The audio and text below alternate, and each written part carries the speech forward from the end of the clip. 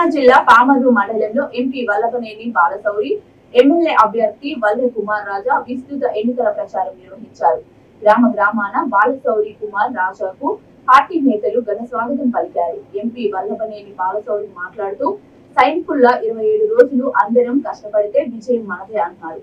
రాష్ట్రంలో 5 ఏళ్లుగా అభివృద్ధి కుంటపడిందన్నారు. ఎమ్మెల్యే అభ్యర్థి వల్లె కుమార్ రాజా మాట్లాడుతూ పామర్రు నియోజకవర్గంలోని గ్రామాల్లో అభివృద్ధి ముచ్చటకైన కనబడడం లేదని అన్నారు. జగన్ దుర్మార్గం ప్రజలకు అర్థమైందని, వాలంటీర్లు కూడా అర్థం చేసుకోవాలని విజ్ఞప్తి చేశారు. ఈ 4 గ్రామాల ప్రజలు మీరు చూపించినటువంటి అభిమానానికి మొట్టమొదటిగా మీ అందరికి కూడా చేతులెత్తి నమస్కరిస్తా ఉన్నాను. ఈరోజు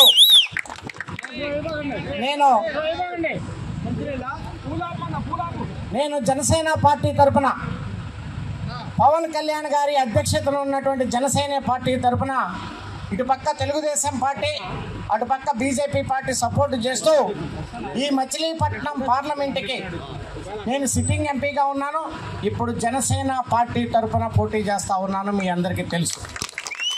నేను వైసీపీలో నుంచి కూడా బయటికి రావడానికి ప్రధాన కారణం అక్కడ ఉన్నటువంటి పరిస్థితులు. వాళ్ళు చెప్తారు, మీరు ప్రెస్ మీట్ పెట్టి పవన్ కళ్యాణ్ గారిని బాగా గట్టిగా తిట్టాలి, అలాగే చంద్రబాబు నాయుడు గారిని బాగా గట్టిగా తిట్టాలి అని చెప్తారు. నేను చెప్పాను, నాకు తిట్టడం అంటే నా వల్ల కాదు. బందర్లో ఒక ఆయన ఉంటాడు, కావాలంటే ఆయన దగ్గరకు పోండి, ఎట్లా కావాలంటే ఎట్లా తిడతాడని చెప్పాను. ఆ పోటుగాడు మాట్లాడితే పవన్ కళ్యాణ్ గారిని ప్యాకేజ్ ఇస్తారు అంటుంటాడు. మరి ఏదేందో సత్యహరిశ్చంద్రుడి పెదనాన్న కొడుకు మాదిరిగా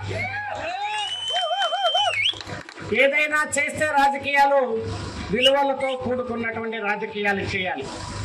మరి కృష్ణా డెల్టా రైతాంగం పరిస్థితి ఏమవుతుందో మరి ఒకసారి ప్రశ్నించుకోమని చెప్పేసి ముఖ్యమంత్రి గారు నేను అడుగుతా ఉన్నాను. మరి అందుకే ఈరోజు పోలవరం నుంచి నీళ్లు రావాలి, ఈ కృష్ణా డెల్టా రైతాంగం వరి ఎప్పుడు కూడా ఎండిపోకూడదు అనేటువంటి ఉద్దేశంతో రానున్నటువంటి 5 సంవత్సరాల్లో పోలవరాన్ని పవన్ కళ్యాణ్ గారు కూడా చెప్పారు. పోలవరం అనేది నా గుండె చప్పుడు అని చెప్పేసి అన్నారు పవన్ కళ్యాణ్ గారు. పోలవరాన్ని కంప్లీట్ చేపిస్తామనేటువంటి విషయాన్ని కూడా ఈ సందర్భంగా మీకు మనవి చేస్తా ఉన్నాను. అదే రకంగా మరి కృష్ణా వాటరు మనకి పక్క నుంచే పోతూ ఉంటుంది, కానీ తాగటానికి కృష్ణా వాటర్ లేదు, ఈ బోరు వాటర్ తాగేటువంటి పరిస్థితి ఉంది. మనం ఒకసారి అధికారంలోకి వచ్చిన తర్వాత కృష్ణా వాటర్ని అందరికీ ఇంటింటికి వచ్చేటువంటిది కేంద్ర ప్రభుత్వం నుంచి జల జీవన్ మిషన్ ద్వారా మంచినీటి సదుపాయాన్ని కూడా మనందరం కూడా తీసుకొచ్చుకుందాం అనేటువంటి విషయాన్ని కూడా ఈ సందర్భంగా మీ అందరికీ